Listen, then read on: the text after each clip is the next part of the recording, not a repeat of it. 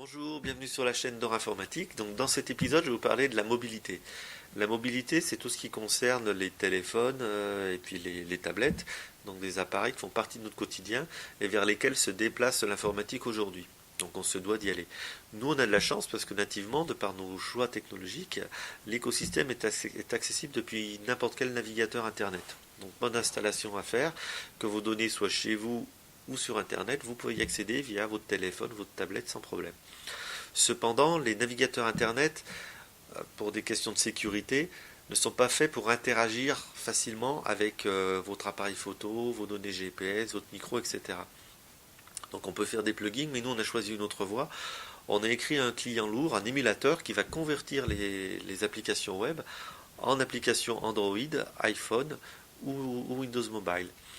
Et pourquoi ça? Pour pouvoir interagir plus facilement avec votre téléphone, donc avec la caméra, avec les données GPS, avec le micro éventuellement, pour plus d'efficacité et de robustesse.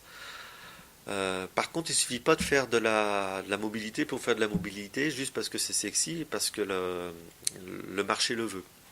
Non, on veut faire il faut penser mobilité. Donc un exemple, c'est la caméra. La caméra, faire des photos sur un PC fixe, ok, on fait du Skype, on fait un selfie, on monte son dinosaure, mais au bout d'un moment, on a à peu près fait le tour.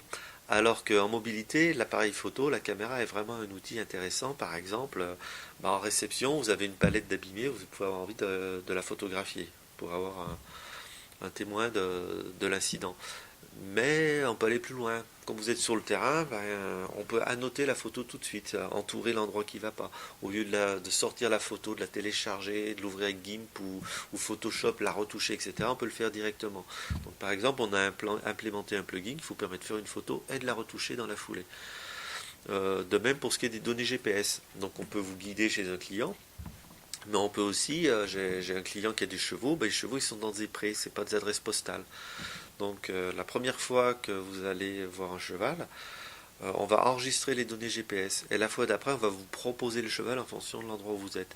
L'idée, c'est que les données viennent vers vous. Donc on essaye vraiment non seulement de faire de la mobilité parce qu'il le faut, parce que c'est nécessaire, mais on essaye de penser nos applications mobiles de manière à en tirer un maximum d'efficacité. Voilà, je vous souhaite une bonne journée. Au revoir.